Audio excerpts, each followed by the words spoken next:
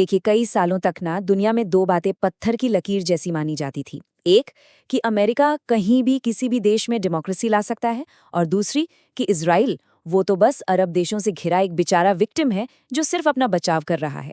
लेकिन हाल में जो कुछ हुआ है उसने इन दोनों ही बातों पर एक बहुत बड़ा, बहुत ही गहरा सवालिया निशान लगा दिया है।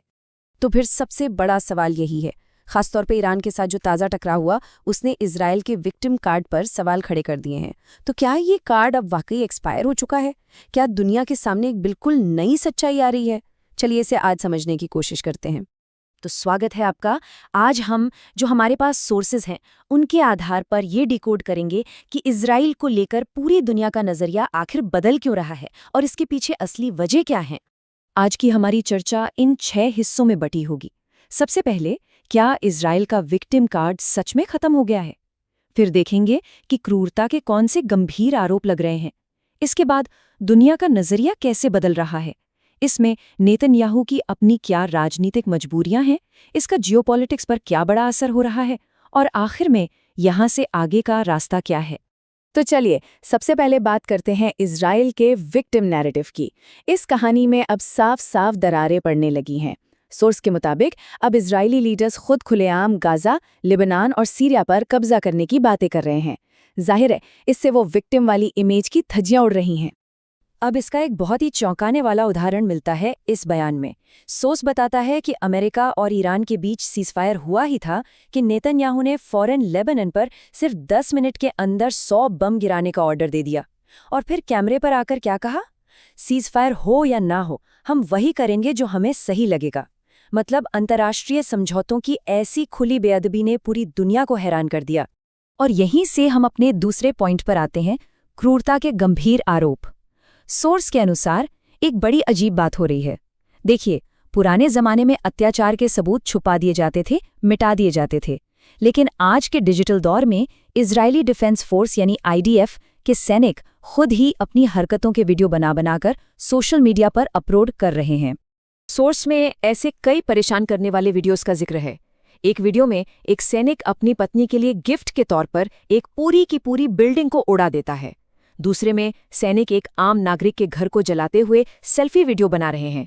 कहीं पर सैनिक उन महिलाओं के कपड़े पहनकर नाचते दिख रहे हैं जिन्हें या तो उन्होंने मार दिया है या फिर उनके घरों से भगा दिया है। और सोर्स कहता है कि ये सब इसलिए हो रहा है क्योंकि उन्हें पूरा भरोसा है कि उन पर कोई कार्रवाई नहीं होगी, कोई कोर्ट मार्शल नहीं होगा। लेकिन बात सिर्फ इन वीडियोस तक ही नहीं रुकी है। सोर्स एक ऐसे कानून का भी जिक्र करता है जो इजरायली संसद में पास हो चुका है। इसके तहत आतंकवाद के दोषी फिलिस्तीनियों को मौत की सजा दी जा सकेगी। और हैरान करने वाली बात यह है कि सोर्स के मुताबिक आतंकवाद की परिभाषा इतनी ढीली है कि उसमें पत्थर फेंकना या नारे लगाना भी शामिल किया जा सकता है। सजा भी 90 दिन के अंदर देनी होगी, जिसे सिर्फ 180 दिन तक टाला जा सकता है। तो इस कानून में है क्या? चलिए थोड़ा और गहराई में देखते हैं। सोर्स के मुताबिक सजा का तरीका होगा फांसी, और ये कानून सिर्फ वेस्ट बैंक के मिलिट्री कोर्ट्स में फिलिस्तीनियों पर लागू होगा, किसी इजरायली नागरिक पर नहीं। वकील और परिवार से मिलने पर भी सख्त पाबंदियां होंगी। और सबसे खतरनाक बात, इस कानून में मौत की सजा एक नॉर्मल रूल होगी और उम्र कैद एक एक्सेप्शन। तो जाहिर है जब ऐसा कोई कानून आएगा तो दुनिया चुप तो नहीं बैठेगी। इस पर इंटरनेशनल रिएक्शन बहुत ही तीखा रहा है।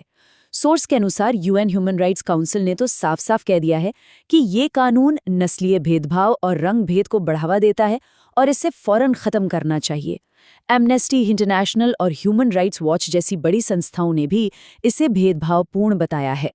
तो इन सब एक्शन का नतीजा क्या हो रहा है? यहीं पे आता है हमारा तीसरा और शायद सबसे अहम पॉइंट, दुनिया का नजरिया जो बहुत तेजी से बदल रहा है। और ये बदलाव इजराइल के सबसे करीबी दोस्तों के बीच भी दिख रहा है। अब देखिए, सबसे बड़ा झटका तो शायद इजराइल के सबसे पक्के दोस्त अमेरिका से लग रहा है। सोर्स में प्यू रिसर्च की एक ताज़ा स्टडी का जिक्र है जो बताती है कि अब 60% अमेरिकी इजराइल को अच्छी नज़र से नहीं देखते। 60%? ये कोई छोटा मोटा आंकड़ा नहीं है, ये एक बहुत बड़ा शिफ्ट है। और सोर्स यहाँ एक बहुत ही परेशान करने वाली तुलना सामने रखता है। नाजी जर्मनी में एक नारा बहुत चलता था, यहूदी हमारी बदकिस्मती हैं। सोर्स का कहना है कि आज वेस्ट बैंक में कुछ इजरायली सेटलर्स कथित तौर पर एक मिलता जुलता नारा इस्तेमाल करते हैं। एक अच्छा अरब, एक मरा हुआ अरब है। ये तुलना हमें सोचने पर मजबूर करती है कि नफरत भरी भाषा कैसे इतिहास के सबसे काले पन्नों को दोहराने का खतरा पैदा कर सकती है। और ये बदलाव सिर्फ आम लोगों में नहीं है, अब तो सरकारें भी खुलकर बोल रही हैं। सोर्स बताता है कि स्पेन, फ्रांस, यूके और ऑस्ट्रेलिया जैसे अमेरिका के करीबी देश भी अब इजराइल के एक्शन के खिलाफ आवाज उठा रहे हैं। ऐसा लग रहा है मानो एक मजबूत यूरोपीय मोर्चा बन रहा हो। तो सवाल उठता है कि इन सबके बीच में इस पूरी कहानी का सेंट्रल कैरेक्टर कौन है? वो हैं प्रधानमंत्री बेंजामिन नेतन्याहू। हमारा चौथा पॉइंट उन्हीं की राजनीतिक मजबूरियों के बारे में है। सोर्स का तो ये तक दावा है कि उनका पॉलिटिकल करियर अब सीधे सीधे इस जंग के चलते रहने पर ही टिका है। सोर्स का तर्क बहुत सीधा है। उनका कहना है कि ये लड़ाई सिर्फ इजराइल को बचाने के लिए नहीं है, बल्कि नेतन्याहू के लिए अपनी खाल बचाने के लिए ज्यादा है। जब तक जंग चलती रहेगी तब तक उनकी कुर्सी पर कोई आंच नहीं आएगी। ये एक बहुत बड़ा दावा है जो उनकी नीयत पर ही गंभीर सवाल खड़े करता है। चलिए अब थोड़ा जूम आउट करते हैं और पूरी बिगर पिक्चर को देखते हैं। इस लड़ाई का असर सिर्फ इजराइल या फिलिस्तीन तक ही नहीं है, इसका जियोपॉलिटिक्स पर बहुत गहरा असर पड़ रहा है, खासकर जब हम इसे ग्रेटर इजराइल के विवादास्पद कॉन्सेप्ट के साथ जोड़ के देखते हैं। तो ये ग्रेटर इजराइल का कॉन्सेप्ट आखिर है क्या? सोर्स के अनुसार ये एक विस्तारवादी सोच है जिसका मकसद इजराइल की सीमाओं को उसकी मौजूदा सीमाओं से कहीं आगे आसपास के देशों तक फैलाना है। और कुछ लोगों का मानना है कि लेबनान में जो कुछ हो रहा है वो शायद इसी बड़े प्लान का एक हिस्सा हो। लेकिन इस जियोपॉलिटिक्स के बीच जो इंसानी कीमत चुकानी पड़ रही है वो बहुत ज्यादा है। सोर्स के आंकड़े देखिए, लेबनान में 10 लाख से ज्यादा लोग बेघर हो चुके हैं। मार्च से अब तक 10,300 से ज्यादा जानें जा चुकी हैं और 75 से ज्यादा बार अस्पतालों पर हमले हुए हैं। ये सिर्फ नंबर नहीं है, ये एक भयानक त्रासदी की कहानी कह रहे हैं। और इसी को लेकर यूएन की स्पेशल रिपोर्टर फ्रांसेस्का अल्बानीज ने एक बहुत गंभीर चेतावनी दी है। सोर्स के मुताबिक उन्होंने कहा, अंतर्राष्ट्रीय कानून की ये अनदेखी सिर्फ फिलिस्तीन में नहीं रुकेगी। अगर इसे नहीं रोका गया तो ये बहुत दूर तक फैलेगी। उन्होंने इसकी तुलना एक ऐसे कैंसर से की है जिसे अगर वक्त पर ना रोका जाए तो वो फैलता ही जाता है। तो आखिर हम कहाँ पहुंचे हैं? आज दुनिया एक दौराहे पर खड़ी है। एक तरफ है अंतर्राष्ट्रीय कानून, मानवाधिकार और दुनिया भर की पब्लिक ओपिनियन, और दूसरी तरफ है जियोपॉलिटिक्स की वो कठोर सच्चाई जहां ताकतवर अपने नियम खुद बनाता है। अगर ये एनालिसिस आपको उपयोगी लग रहा है तो इसे लाइक जरूर करें और कमेंट्स में अपनी राय भी बताएं।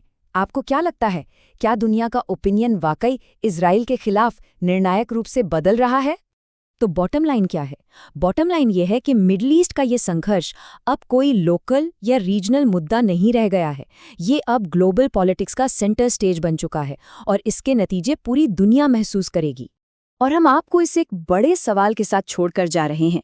एक तरफ दुनिया भर से प्रतिबंधों और जवाबदेही की मांग उठ रही है, तो क्या इस बार अंतर्राष्ट्रीय कानून की जीत होगी या फिर जियोपॉलिटिक्स हमेशा की तरह ताकतवर देशों को हर अंजाम से बचा ले जाएगी? इस पर सोचिएगा जरूर।